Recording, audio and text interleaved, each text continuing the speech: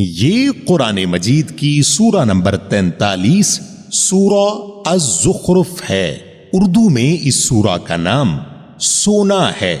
اس سورہ میں مکمل 89 آیات موجود ہیں۔ میں پناہ مانگتا ہوں اللہ تعالی کی شیطان مردود سے۔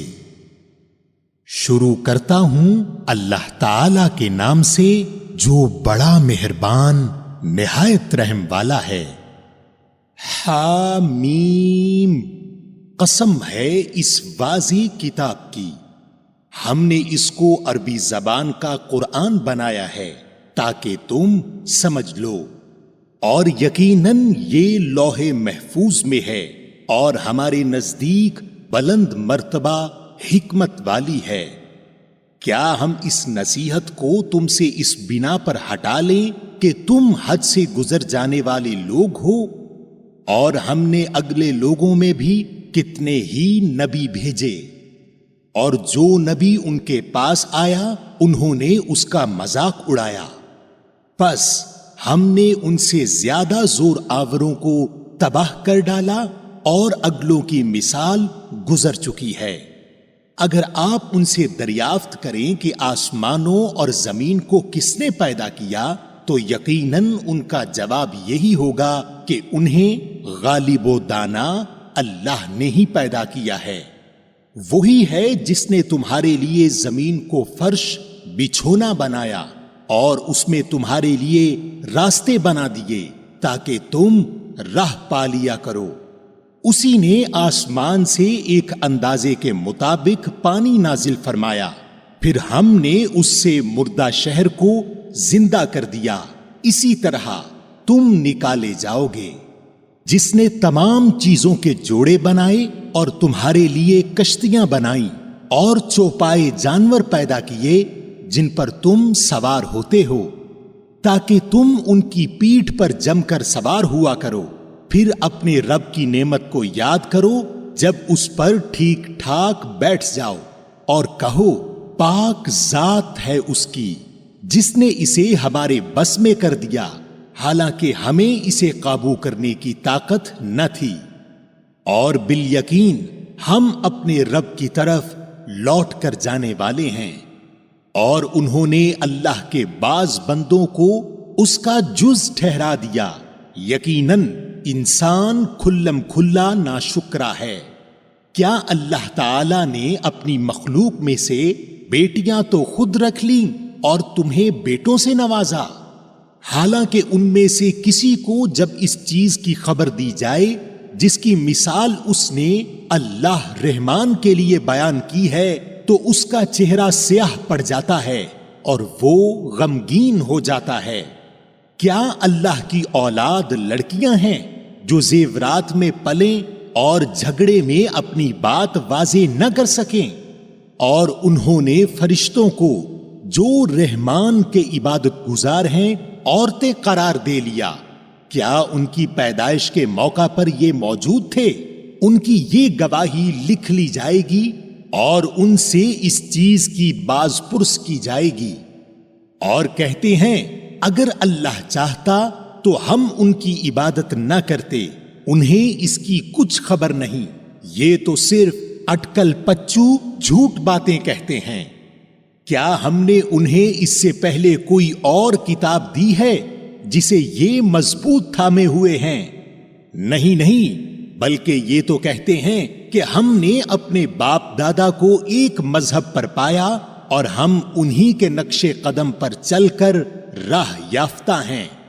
اور اسی طرح آپ سے پہلے بھی ہم نے جس بستی میں کوئی ڈرانے والا بھیجا وہاں کے آسودہ حال لوگوں نے یہی جواب دیا کہ ہم نے اپنے باپ دادا کو ایک راہ پر اور ایک دین پر پایا اور ہم تو انہی کے نقش پا کی پیروی کرنے والے ہیں۔ نبی نے کہا بھی کہ اگرچہ میں تمہارے پاس اس سے بہت بہتر مقصود تک پہنچانے والا طریقہ لے کر آیا ہوں جس پر تم نے اپنے باپ دادوں کو پایا، تو انہوں نے جواب دیا کہ ہم اس کے منکر ہیں جسے دے کر تمہیں بھیجا گیا ہے۔ پس ہم نے ان سے انتقام لیا اور دیکھ لے झुटलाने वालों का कैसा अंजाम हुआ।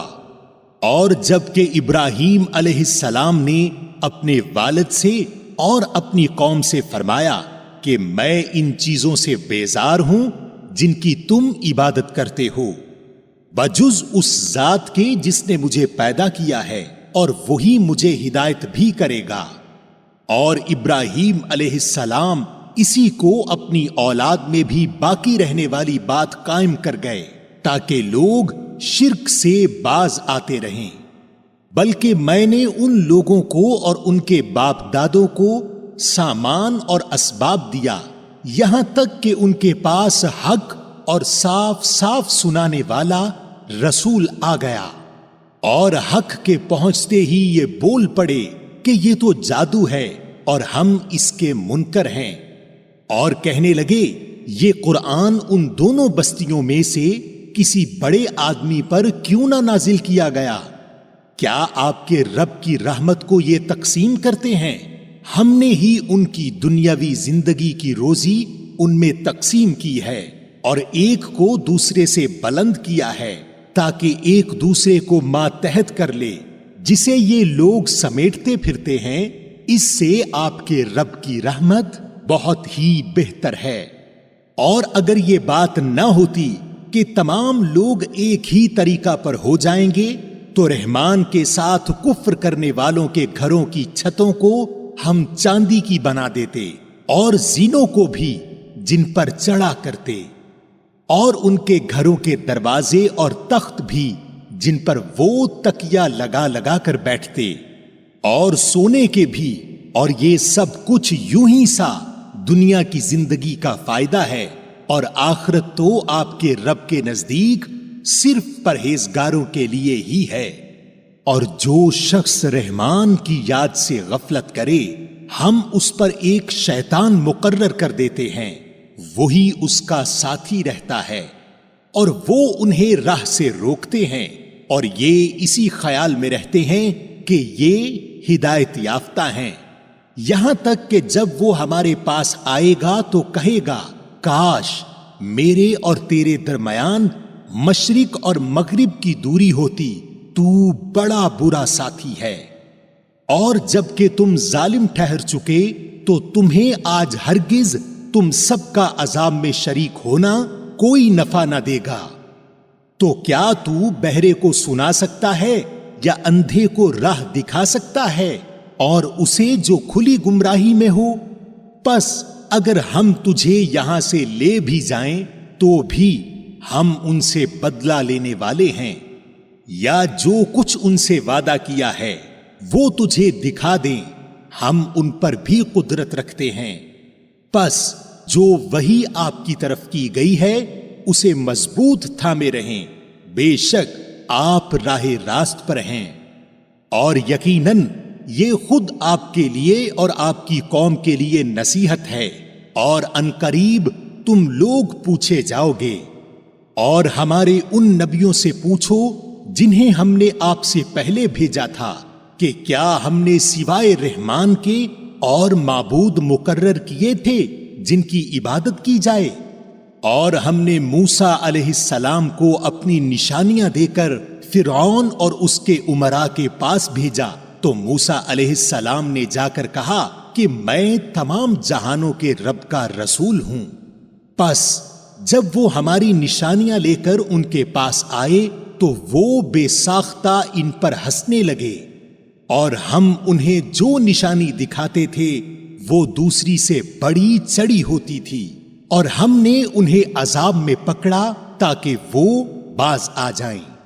और उन्होंने कहा, ऐ जादूगर, हमारे लिए अपने रब से उस चीज की दुआ कर जिसका उसने तुझसे वादा कर रखा है, यकीन मान कि हम राह पर लग जाएंगे।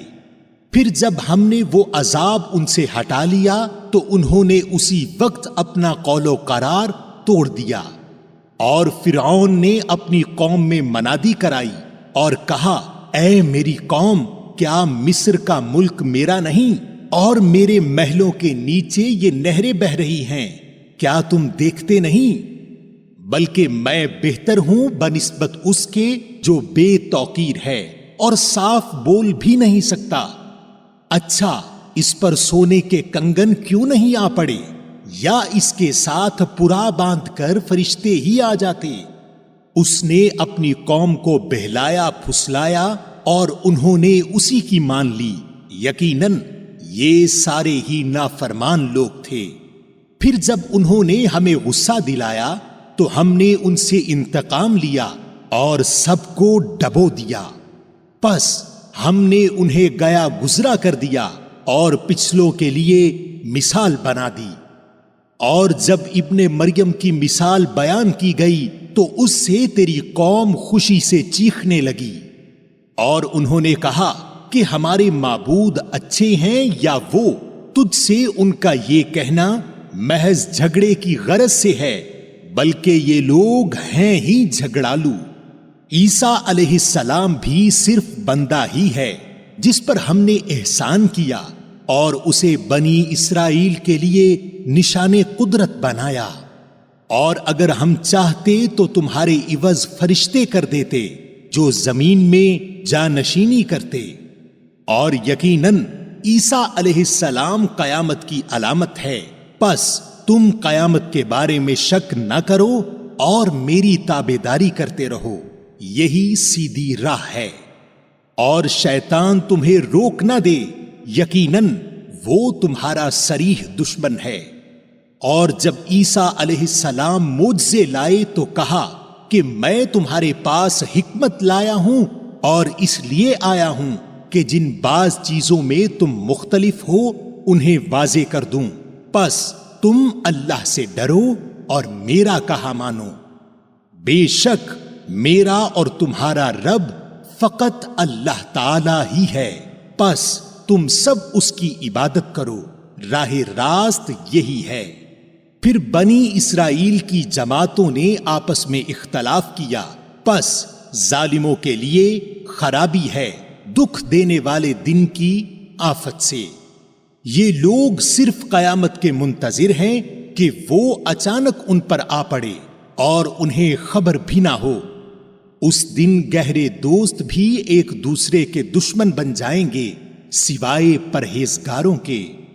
اے میرے بندو، آج تو تم پر کوئی خوف و ہراس ہے اور نہ تم بد دل اور غمزدہ ہوگے۔ جو ہماری آیتوں پر ایمان لائے اور تھے بھی وہ مسلمان فرما بردار، تم اور تمہاری بیویاں حشاش بشاش راضی خوشی جنت میں چلے جاؤ۔ ان کے چاروں طرف سے سونے کی رکابیاں اور سونے کے گلاسوں کا دور چلایا جائے گا۔ ان کے جی جس چیز کی خواہش کریں گے اور جس سے ان کی آنکھیں لذت پائیں گی سب وہاں ہوگا، اور تم اس میں ہمیشہ رہو گے۔ اور یہی وہ بہشت ہے جس کے تم اپنے اعمال کے بدلے وارث بنائے گئے ہو۔ یہاں تمہارے لیے بکثرت میوے ہیں جنہیں تم کھاتے رہو گے۔ بے شک گناہگار لوگ عذاب دوزخ میں ہمیشہ رہیں گے، یہ عذاب کبھی بھی ان سے ہلکا نہ کیا جائے گا، اور وہ اسی میں مایوس پڑے رہیں گے۔ اور ہم نے ان پر ظلم نہیں کیا بلکہ یہ خود ہی ظالم تھے۔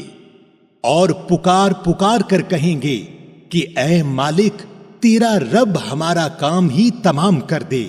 وہ کہے گا کہ تمہیں تو ہمیشہ رہنا ہے، ہم تو تمہارے پاس حق لے آئے، لیکن تم میں سے اکثر لوگ حق سے نفرت رکھنے والے تھے۔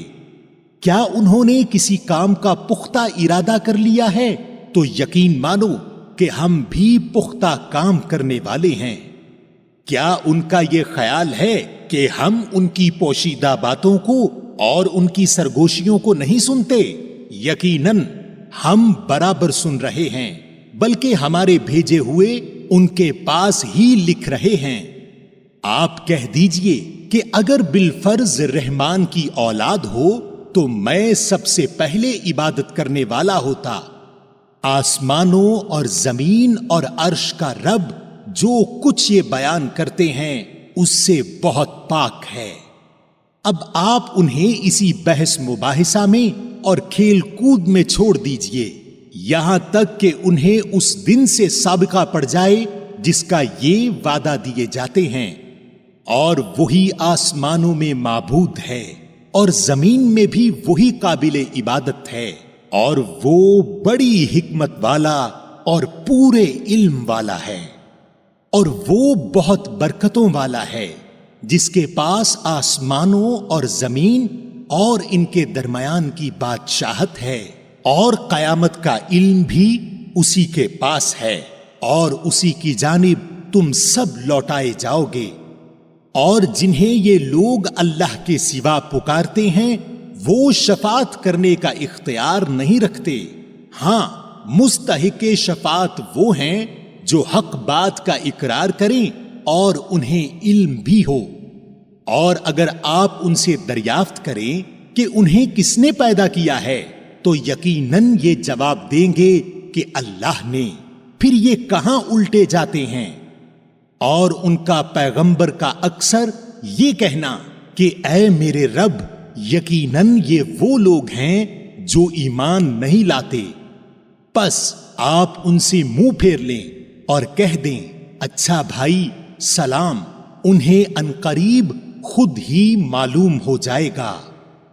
سامعین، آپ نے قرآن مجید کی سورہ نمبر 43 سورہ الزخرف اردو ترجمہ کے ساتھ سنی۔ قرآن مجید میں سورہ نمبر 44 سورہ الدخان ہے۔